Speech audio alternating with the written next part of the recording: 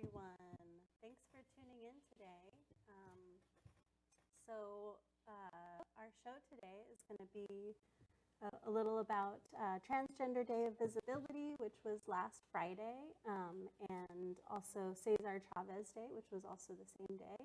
We're also going to cover some breaking news.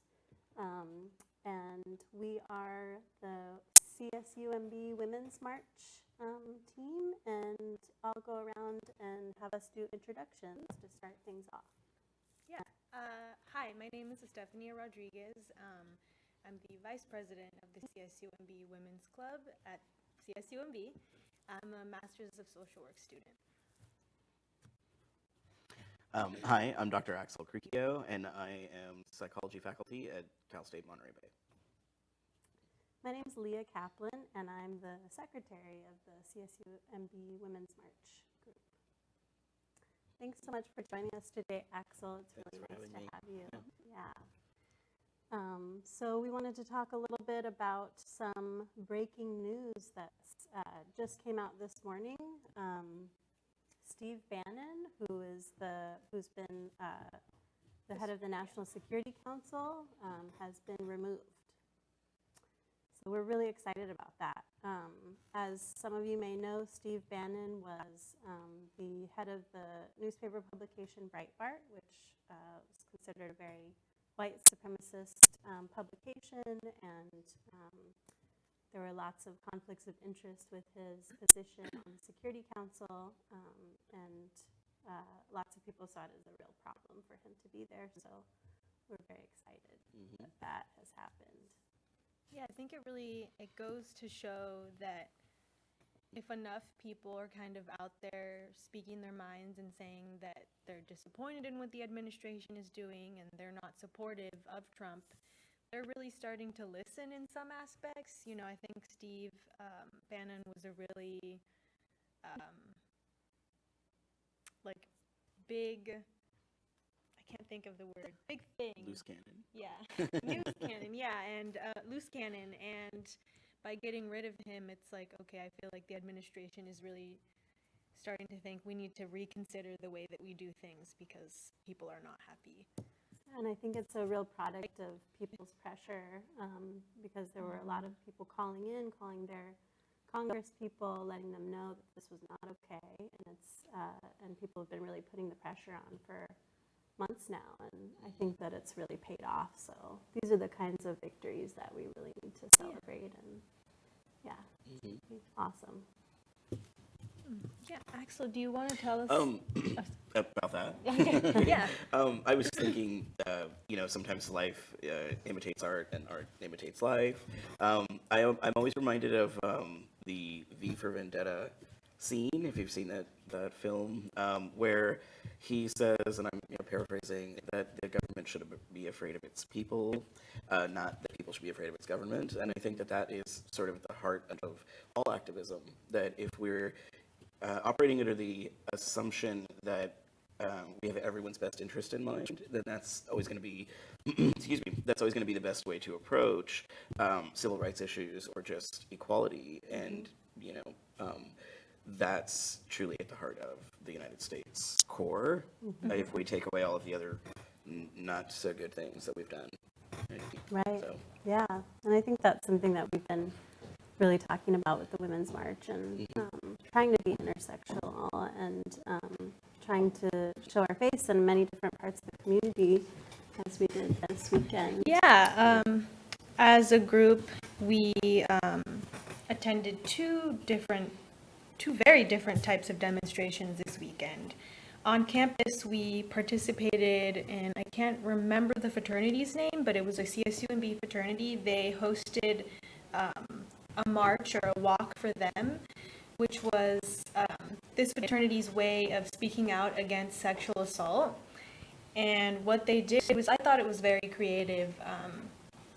They wrote a bunch of facts with chalk all over campus and kind of hosted this walk where they would stop and read the statistics, and they got a pretty good following. Most of them were the fraternity brothers, but I think a lot of their friends turned out, and they were gone for about a half an hour, and I was there tabling and was really able to see that sometimes the stereotype that we hold against fraternities may not be true, and I think that was at the forefront of their message for this march, is they want the fraternities to be at the forefront of this anti-sexual assault movement, and the fact that they are white men speaking out, it was impressive to me. I was excited to see that.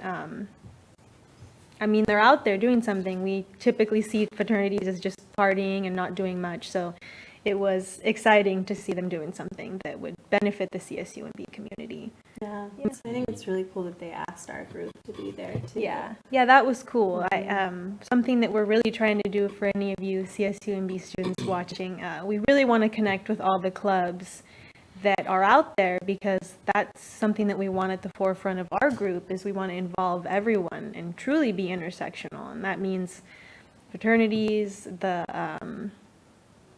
LGBTQ clubs on campus, everyone. Mm-hmm. Yeah. So Axil, I was wondering if we didn't really give you an opportunity to introduce yourself and kind of say a little bit about the work that you're doing. And I know you're a professor at CSUMB, and you also teach at CIS in San Francisco.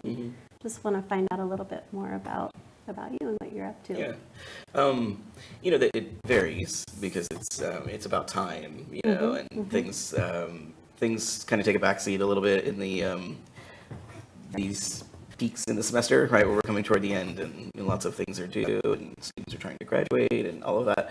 I teach mainly what I teach in psychology is social psychology, which is how we all interact with one another, and the psychology of how that relationship is both something we add to society as society shapes us, and those interactions ensue, which are not always favorable, and so our focus in the courses is, how can we, again, similar to the fraternity, how can we take systemic issues and think about how not only those who are part of the marginalized group and marginalized voices being able to speak out, which is really important, but also how can the dominant culture, in this case, men and white men in particular, as we speak about sexual assault, can also be voices, but not the final voice or the beginning and ending voice, right, but to be part of that change. And so that's mainly what I focus on, is just, the way in which we can reshape society, because that is required as we change as people and as time moves forward. Especially in this era. Precisely. Yeah. Right. So there's been no shortage of conversation in those classes, of course. And then it's also, as we were talking a little bit before we came on, was the critical psychology piece that I teach in San Francisco at the California Institute of Integral Studies, which is not a critique of mainstream psychology all by itself, but mostly how can we think about systemic, again, justice in terms of resituating the focus on systems being perhaps issues rather than people being issues, right? So if we take any particular topic, we can look at it from that point of view in terms of diagnoses, in terms from the APA folks, right, the American Psychiatric Association. Perhaps those statistical analyses are, of course, required, right, so we can get some assistance for folks who need assistance. But when we just put everybody into the same category, right, without having any further conversation, then we're not really doing the service that we could as psychologists and sociologists and other activists and things like that. And so that's a lot to do. And so that takes the place for me in terms of research, very specifically in the LGBT community, because I myself identify as a trans man, and so I know firsthand what it means to be disenfranchised from society, and that can happen in more ways than are visible to the folks who are not part of that marginalized community or any marginalized community. So that's my goal, is to get that more transparent. Yeah. So I don't know if that's what you were looking for. Definitely. Yeah. Okay. Thank you for sharing. And are you writing a book? I kind of. Yeah. And so that's one of those projects that is on the back burner. It's It is right now. Just it lives on my computer. And I mean, I have backup copies, of course, right? That's a good thing to do. But it is a book that has two main, I think, trajectories, and that is it is both looking at that same stuff that I was just talking about in terms of the systemic piece of transition, so the social aspect, the way in which we have gendered everything, including bathrooms and things that don't need to be gendered, and then we live our lives that way as if that's just regular, and that should be the one and only way to be in the world.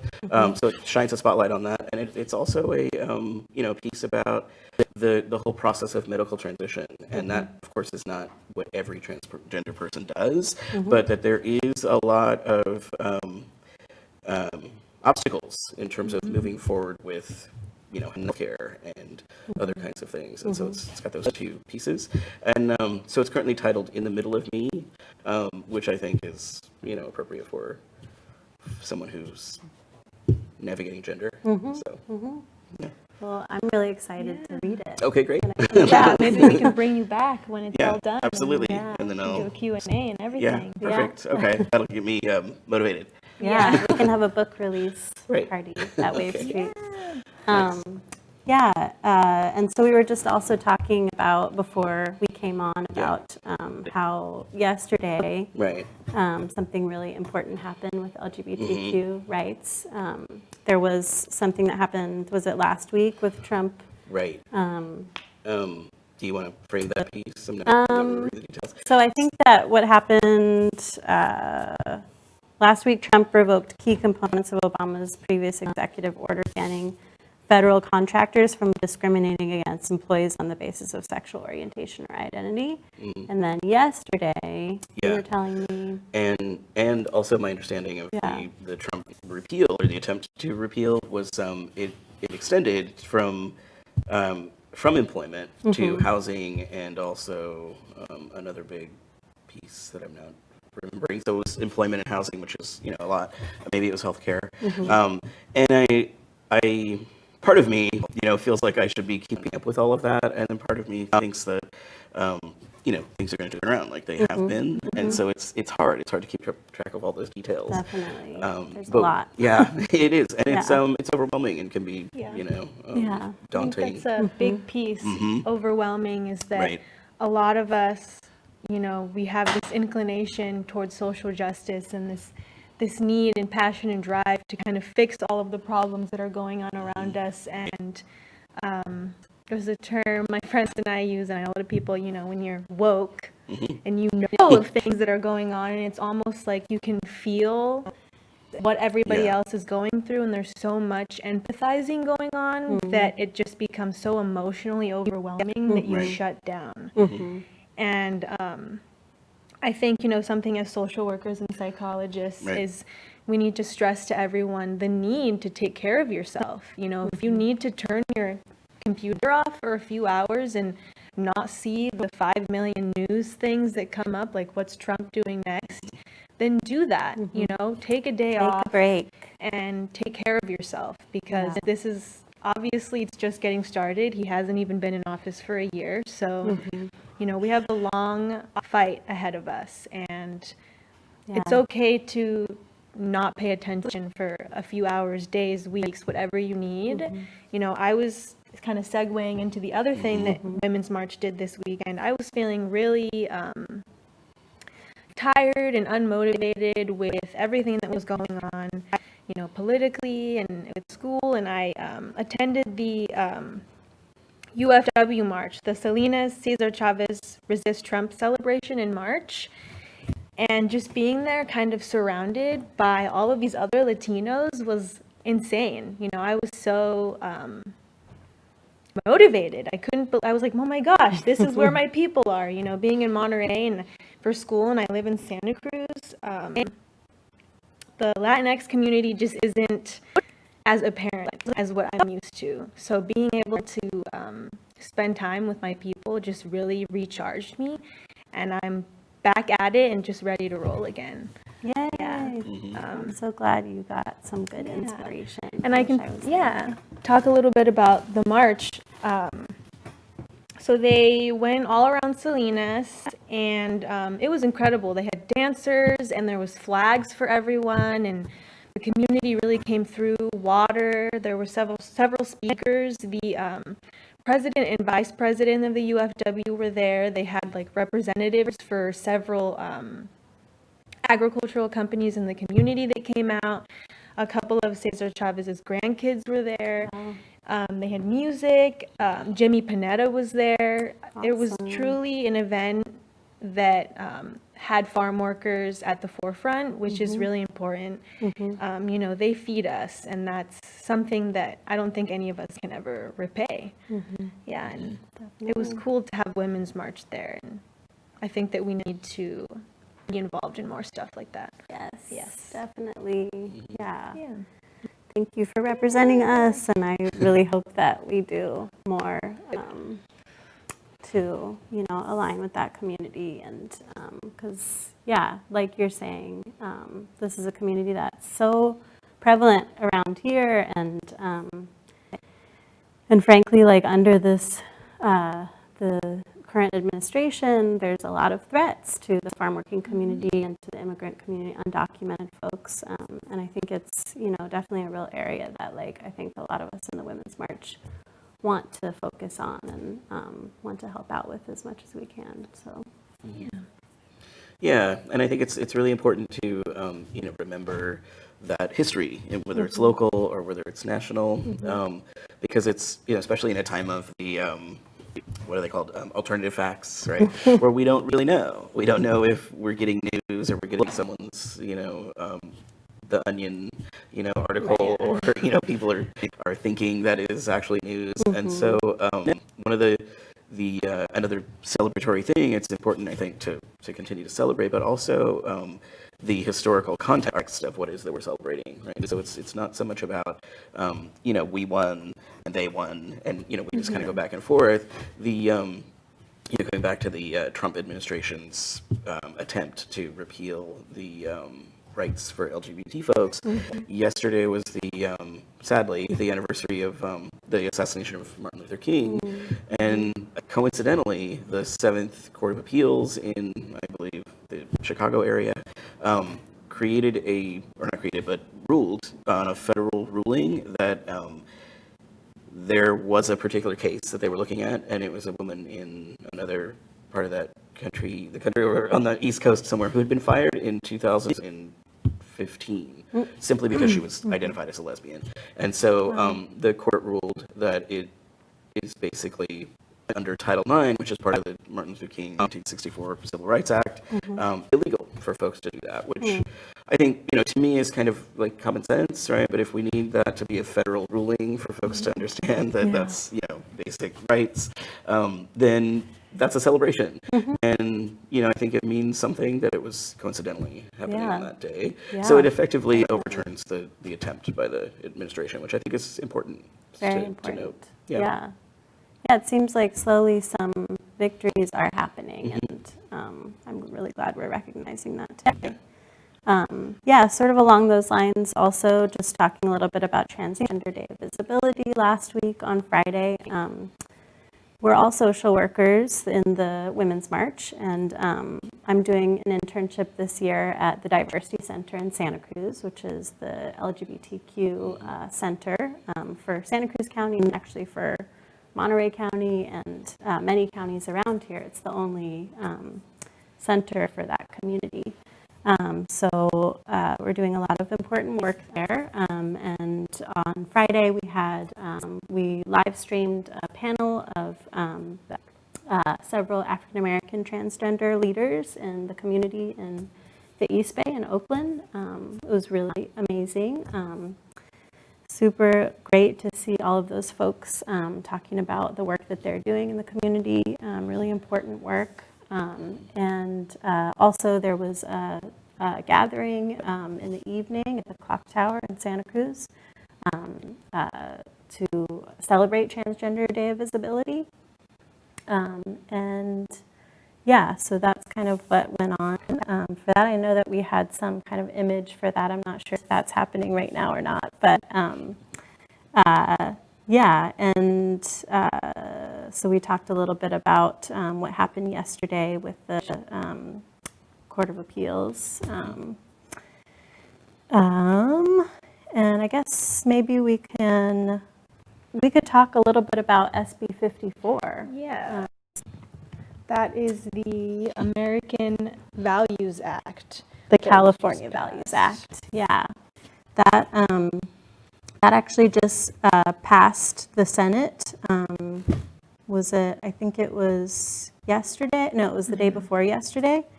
And this was, it's called the Sanctuary State Act because it calls for the exemption of using any kind of police force or state troops to enforce for ICE to be able to detain immigrants. And so this makes it so that those forces cannot be used. And so it's a really good thing. We're really glad that it got passed. It was also something that some of us social workers in the program at CSUMB, we were at what's called Lobby Days in Sacramento a few weeks ago. And we actually got to lobby for this bill. And a few of our fellow social workers actually spoke on the floor of the California Senate and spoke in favor of this bill. And one of our fellow social workers, a fellow named Guillermo, went back to Sacramento a few weeks ago and spoke again. And so it's been really amazing. We've been getting to learn a lot about the political process, and being in Sacramento was just really a powerful experience for myself. And it kind of gave me the bug, and I want to go back and do more things like that. So yeah, so I'm really stoked that that passed. Yeah, I think that passing things like this, you know, it sets the vibe, the standard that California is going to protect its immigrants, you know, regardless of their status and how they got here. And you know, a lot of people say, oh, what does it matter? We're in California, we're liberal here. But like vibes and messages being put through, they matter. You know, it makes someone feel unsafe if their administration is going around saying that Mexicans are bad people, criminals, rapists, this and that. When you hear those kind of messages, it's really hard to not internalize them and believe that this is what society thinks about you. And so you run around with this fear that you might be perceived in this way, and you're completely the opposite. So when we pass laws like this, it makes people feel safe knowing that where they live, they don't have to be under the threat of deportation. You know, they can walk out of their house and go to work and drop their kids off. We had somebody here for a Day Without a Woman who spoke on the rapid response and the sanctuary cities for Monterey. And, you know, she was really speaking to the fear that kids feel when they get dropped off for school. You know, is my mom not going to be here at 3 p.m. to pick me up? And so it's just really great to see that at least California is out there and saying that they're going to protect the immigrants here. Mm-hmm. Yeah, and I think that it's a really great step in the right direction, but I don't think our work is done, as it never is, as we all know. So there's still a lot more to do. There's still, you know, you kind of never know what, with this administration, what can happen next. So there are things like rapid response, like you mentioned. Yeah, I can find their information because that's really... I know a little bit about them. They're located in Santa Cruz County, and they're an organization that trains like local community members to go out in the community and stand up for folks who are in danger of getting detained by ICE or deported. And they just had a training a few weeks ago in Santa Cruz, and so it's rapid response. I'm pretty sure that I think that the same organization is also called YAR, which is So it's Your Allied Rapid Response. And they do have a Facebook page, and you can find their website. And I think that the trainings that they're holding are really, really valuable. I know that folks from this county have been also going to those. They were also tabling at the United Farm Workers March this weekend and handing out these pink little leaflets that just had multiple resources, and it was really incredible to see everybody handing them out to each other. You know, stay safe. If you hear anything, call the numbers that are on here. And I think it's really important to have groups like this. At first, I was just really, I guess, scared from hearing about that. It just seemed very like, you know, we have to harbor people and hide them and protect them. And so, but, you know, quite frankly, it's needed, and it's really unfortunate, but it's also incredible that people are pulling through to do stuff like this and, you know, being willing to put themselves out there. And one of the most, like, I don't know, it just feels really incredible that you'll take someone in and protect them from being deported. Yeah. There's a group here in Monterey County that is doing stuff around like Sanctuary City and was it Salinas that just did get sanctuary status, city status, or? I'm not sure what's been going on with Salinas. I only remember that they decided not to. They didn't, Yeah. and then I feel like there was recently some news about Like a lawsuit or something going through. Oh, right. They had sued the Trump administration for, gosh, I don't remember. It was I don't remember.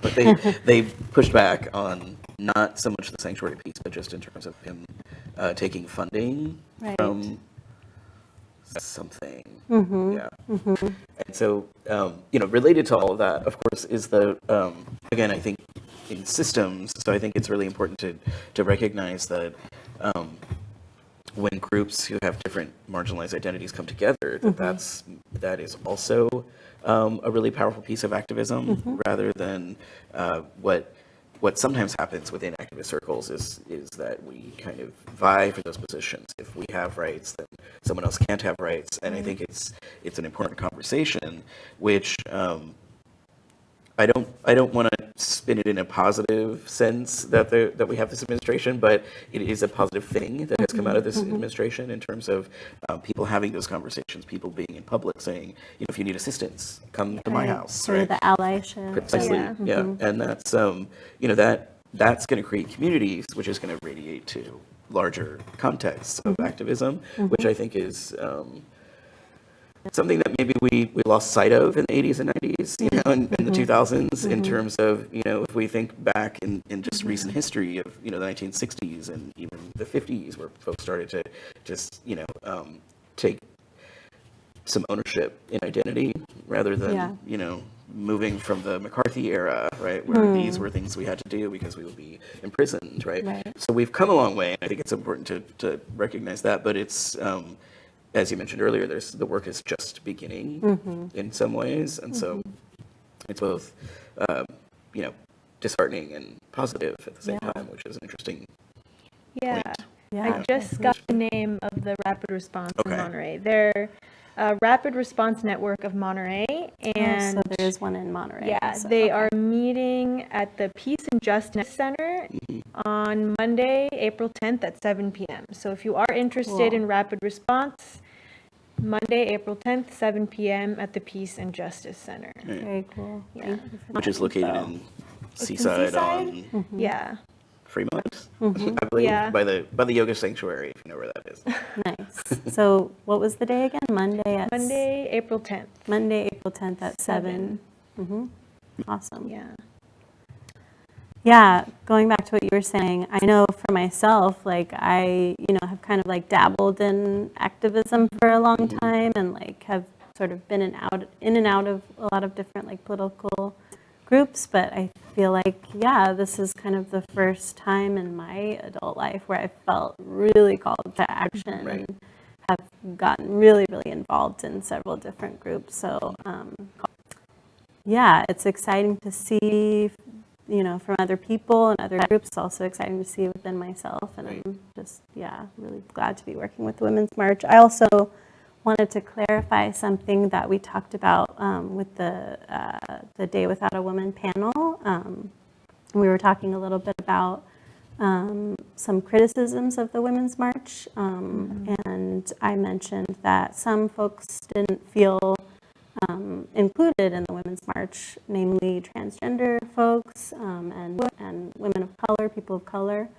And I just wanted to clarify that I also thought the Women's March was amazing, and it was a really transformational experience for me, and I know that it was really transformational for a lot of people. It was the biggest day of protest, I think, in history in the US, which is amazing.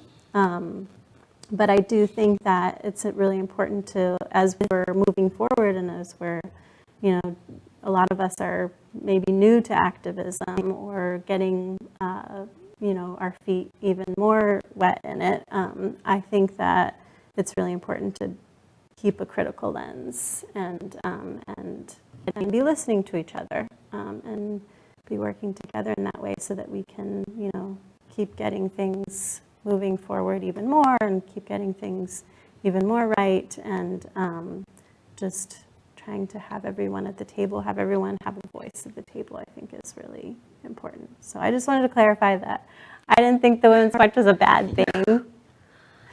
I had a lot of fun, I know everyone else did, so it was really important. Yeah, thank you for saying that. I think that's another big piece with, all of these new activists that are coming out, myself included, is like, you want to help and you put yourself out there, and maybe you make a little mistake or you say the wrong thing, and that's okay. And I think that you just need to be okay with someone saying something to you and calling you out in a way that says, hey, maybe not the best way to phrase that, or like, your pussy hats were great, but they did make some people feel left out at the march, and here's why. They were pink, for one thing. Yeah. And which so isn't very representative of a lot of people. Yeah.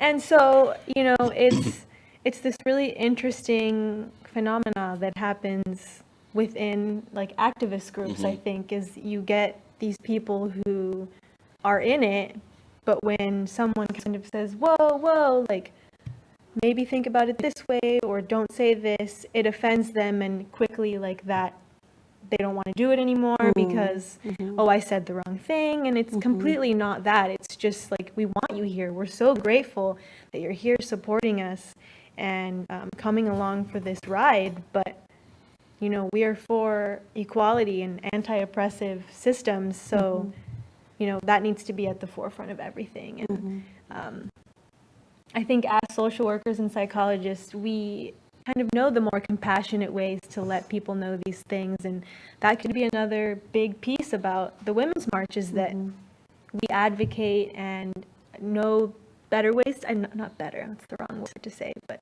More inclusive. Yeah. And that's part of a national conversation as well, right? In terms of how can we be inclusive. Because I did hear a lot of that and had many conversations about how just the name, the Women's March, was exclusive for many, right? But also, I think it's a larger, again, systemic piece, right? Where we, as a group of individuals, or a group of various activist representations, that it's also important for folks to show up at places where they are not particularly identified, right? So, for example, folks who identify as heterosexual can show up to the LGBT pride celebrations, right? Not just to gawk, right? Precisely, or cause some distress, but to actually be supportive, right? Allies. And precisely, and that folks of all colors need to show up for things like the Black Lives Matters movement, right? It can't just be these isolated groups, speaking for themselves always, because that's not necessarily inclusive, or thinking about the intersectionality of folks who may be, Black and gay and also a woman, right? And so should we just choose where we can Exactly. put our activism, or should activism be all inclusive? And it's also important for us to take a step back and think about whose voice should be the loudest at those rallies and those events. And so it's complicated. Right? Yeah, that's But- a big piece that her and I had the same diversity course in our program, is that if you are going to be for equality and against oppression, you can't just pick one thing. Right. You have to be against oppression for women, for trans, for just everyone. You know, if you pick one thing, you're not really doing much. You're just kind of leaving everybody else behind. And you really spoke to that. Right. Yeah. And being able to pick one thing is a privilege, and that's the first step in recognition. You know, if we're choosing when to be active, then we have some privilege. Right? And that's always well, not always, but sometimes hard to recognize where we have privilege and marginalization. I'm like sensing another topic for a Yeah. show, like how to be a good ally. Yeah. You know, and that would be cool. We could have a lot of people come. And, That- brain is I love moving. it. Yeah. Sounds awesome.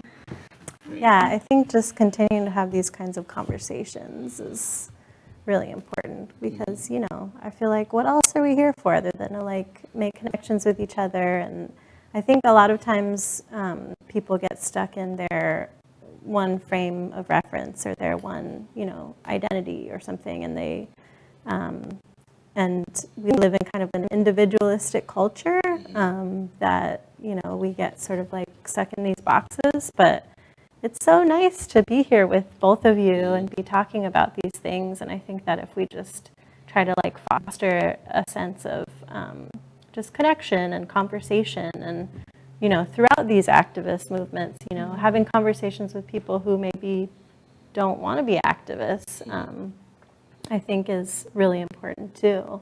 Otherwise, what are we doing? We're speaking to the choir, or whatever it's called, preaching to the choir. Exactly. So, yeah. That sounds like another episode topic, right? What does it mean to be an activist? You know, I think that a lot of times that conjures up an image of, you know, somebody protesting in the streets. And, you know, activism comes in so many forms. Right. You know, voting is an activism. Exactly. You know, the things that we purchase is economic activism. Definitely. Or don't purchase, for that matter. Right, like the Day Without a Woman strike. Or May Day that's coming up. It's going to be another strike day. Yeah. Yeah. Okay. I think the last topic that we have are just the kind of environmental issues that have been going on. I remember seeing like that Trump shut down all of the national parks, Twitter and everything. I mean, that was crazy. Oh my gosh. And I mean, completely denies climate change and that there's really anything bad going on with the environment. And I think folks here in Monterey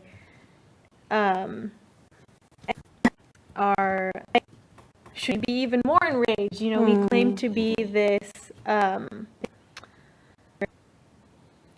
Like environmentalist green community. sustainable. Yeah. Yeah. But Yeah. yeah.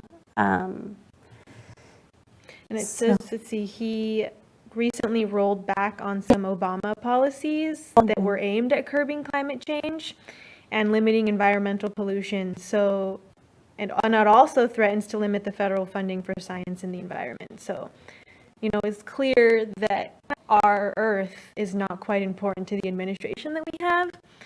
And that kind of brings us to something that Monterey's been working on doing, is the March for Science on April 22nd. So just really stay tuned for some details about that. And we're trying to kind of get a location settled, and we really hope to see as big of or a bigger turnout than we saw at the Women's March. We really want to involve everyone. You know, science is extremely important. It guides almost everything. We're science, we're social sciences, and we should be there standing next to our biologists and chemists, and I think that's really important. Yeah, and it's a national movement. There are lots of marches taking place. I know there's a big one happening in San Francisco the same day. So yeah, just I think it's going to be a really great day to show the administration that we're not going to take any more of this. You know, the rolling back of the EPA and the person that they're trying to pick for the head of the EPA sounds really horrible. And we can't afford to lose anymore in terms of our climate. And climate change is no joke. So Yeah. I was just pinged. We did skip over a really big thing that happened recently, was that the Trump administration was not able to even get their replacement for the Affordable Care Act for people to vote on. I mean, that was the big deal. yes. I mean, if I was Trump, I would be extremely embarrassed that my plan, you know, they just took it off. Yeah. Which is incredible, and that's because of all of you. You know, you picked up the phone and you called and you rallied, and Another victory. yes, I think it's incredible. It's actually, we're moving towards having our actions match our words, that healthcare is a right for everyone, and I really hope that they got rid of it, you know, they didn't vote on it, and that's it. We don't see it ever again. I doubt that'll be the case. I'm sure they're cooking up something else. So, you know, it's important to stay prepared and ready to kind of fight back when that next step happens. Yeah. And I think, that is the big thing that we kind of glossed over, right? You know, it's important, I think, to also revisit that the Healthcare Act that people usually refer to as Obamacare was actually started in the Clinton administration, you know, and so it's a conversation that's been happening for a while. And, you know, looking at it in that way, that we could think about the concept that perhaps there are things that need to be improved about the Affordable Care Act, or, you know, changed. And, things can always be, you know, streamlined and, you know, more useful for folks. But I think it's also a bigger picture, that we're one of the most wealthiest countries, and we offer very little in the concept of, you know, overall healthcare for folks. And then just to tie into the transgender piece, that folks who are transgender often get eliminated from healthcare that is actually federally mandated, and that's still just based on discrimination and lack of understanding and you know, unwillingness to work with folks who are transgender or you know, fall on a gender spectrum. And so that's something that you know, is that activist piece. If we're going to have healthcare, then it needs to be truly inclusive, right? And that includes, of course, you know, women's healthcare and Planned Parenthood and all those cuts and all that conversation, because healthcare is just healthcare. It shouldn't necessarily be divided up into, you know, body parts, right? I mean, certainly for physicians need to have different, you know, experiences with their schooling and their, you know, their techniques. Training with transgender healthcare issues too. Speaking on that, we're actually working on a survey at the Diversity Center for Transgender Healthcare experiences locally. So that's something that I'm really excited about. Nice. Okay. Yeah. So it should hopefully, you know, help improve the situation for a lot of transgender folks in Santa Cruz County and all around here in terms of healthcare. Yeah. You may be working with Dr. Jennifer Hastings. Is Yeah, that sound familiar? yeah, a little bit. I know that she did a lot of training with doctors in the area a few years ago. She was one of the first people to start a transgender healthcare. She's the director of Planned Parenthood in Santa Cruz. Right. One of the first Planned Parenthoods to start a transgender exclusive healthcare. And so that's, you know, that is something that gets left out of that conversation a lot as well on the national level, that Planned Parenthood is just seen as the abortion center, right? Exactly. And then, you know, the pushback on that conversation is that it's more than that. It's, you know, actual healthcare. But there are, I don't know exactly, but I think there are maybe 7 or 8 across the country Planned Parenthoods that have been exclusively starting programs for trans care, and so that's sometimes the only care that trans people have access to, and so that's, we need more. And that's part of that larger conversation with who's included in, you know, women's issues versus, you know, other types of activism. So, and I think that's interesting is we really phrase this whole Planned Parenthood conversation in terms of women, you know, and the abortions and the birth control, and I think that it's important for us to broaden that conversation to include trans health and include all the other things and that they do with this men's health. They do everything. you can go to Planned Parenthood to get probably like a flu shot to go, oh, I'm not feeling Yeah. well. I mean, I've gone, they used to be my primary care provider through Medi-Cal. And so I would go there for everything, get my physical. And I think that we really need to start getting away from this abortion conversation. You know, it is important and it's something that they do, but why would you ignore everything else? You know, this abortion thing comes up, you know, in women's lives, but so does everything else, and everybody else's lives too. So I think that the pussy hats also go along with that, you know, and everything that we're talking about is just so connected, and yeah, it's really incredible. Yeah, and I think that's a really good segue into talking about the GoFundMe. Yes. So we are a student-run group. We're a club on campus, and we really like putting on these events for everyone in the community to come to, and we want to do more.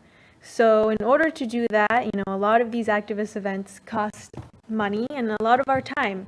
And we started a GoFundMe. It's gofundme.com/women's-march-at-CSUMB. It's on our Facebook page. So if you want to look it up, we have a $600 goal. And right now the main thing that we're fundraising for is to purchase some t-shirts, which are also for sale for anyone that wants to purchase them. We want to be able to buy or sell at least 25 t-shirts so that we can actually get the first pressing shipped to people. If we don't make that number, then I don't think that the shirts will be able to go out to those who ordered them. We have 9 days left to purchase the t-shirts. You can either donate to our GoFundMe so that we can buy them, or purchase your own t-shirt. Right now we only have 5. But we just started yesterday. Well, 5 t-shirts, but our GoFundMe just started yesterday. Right. So yeah, purchase a t-shirt. That link is also on our Facebook. And we have the women's slim fit tee. You know, you talked about gendering everything. Here it is. And then we also have a unisex tee, and they come in several different colors, and it just has our logo on it, and CSU Monterey Bay.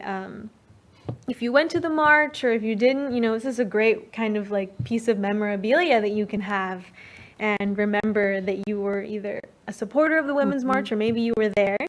And they come in several different colors? Yeah, they come in kind of a lighter blue, black, cute, brown, midnight navy, and red. Yeah. So yeah, we need money for permits for if we want to plan other marches.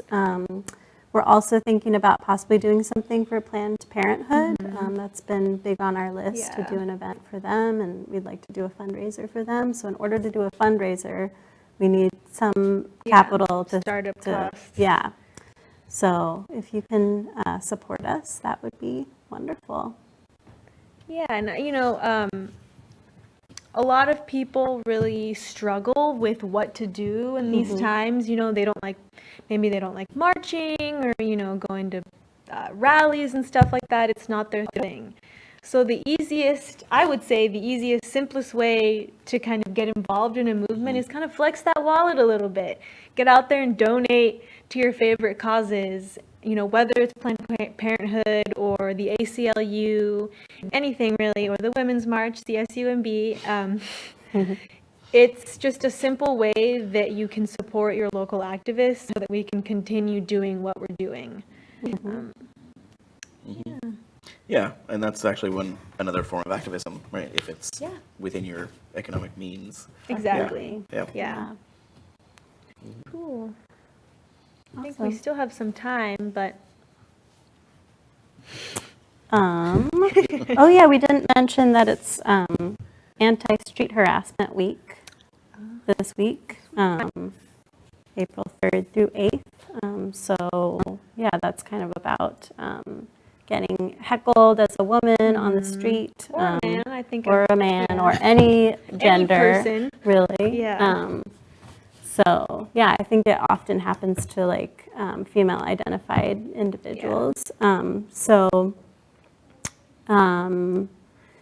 Yeah, I wasn't familiar with it before this week, but I'm glad to know about it and sort of be thinking about ways to combat that. And the March for Them seemed like a really good. Yeah, and I think that's, you know, I hate walking down the street and like really feeling myself and having a good, you know, day, and all of a sudden somebody's like staring at me from outside of their car, honking or like yelling something, and it's just like kind of puts a damper on your day, and it's completely not okay to feel like you can just say whatever you want to someone on the street because you think they look nice, or I don't know, you feel entitled to say something about the way they look. Everybody has the right to kind of feel safe walking down the streets, and you know, whether it's street harassment in the form of yelling at a woman, or maybe there's a trans person walking down the street, or you know, you just shouldn't yell negative things to people while they're walking. Yeah. So yeah, no, in general, yeah. I mean, I think it's that what struck me about that was that it's the week is from April 3rd to the 8th, right? And that it should be, of course, extended to Always, yeah. And then just, you know, to think about the process of navigating streets and identity, and just I remember clearly the first time that I started passing as male, and what I mean by that is being read 100% as male, and the first time that someone who I perceived as female identified saw me coming, and then visibly, notably, you know, made a very clear crossing the street because she was afraid, right? And how that, you know, I felt like I'd just been kind of kicked in the gut, you know, in terms of, wow, that my physical presentation would have that effect on someone. Right. And I hadn't done anything different. I was walking the way I'd always been walking, right? But it also made me really reflect on, you know, how that is not just a problem of heckling, but it's actually a very different experience for various folks in terms of our identity, and how that's a really big issue, right? Not just you know, something that happens to some people. You know, I know there are of course other ways to have that conversation in terms of, you know, I know African American men speak about that, and there's a famous essay about it as well, where they have similar experiences to what I just described, and that is people making a very clear, direct path away from them, right? And so it's that larger issue in terms of why are we, going back to what you said, why are we so isolated in our society that we can't even walk past someone and just say hi?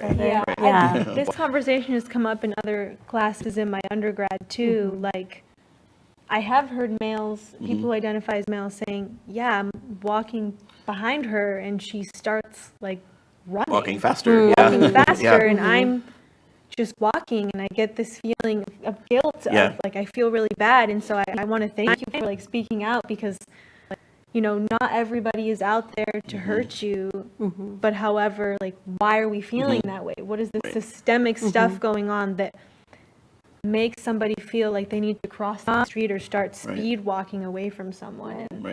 Yeah. Well, I think that is all the time that we have for today. I want to really thank Axil for joining us today. Thank you for having me. Hopefully you can get your book done. Yeah.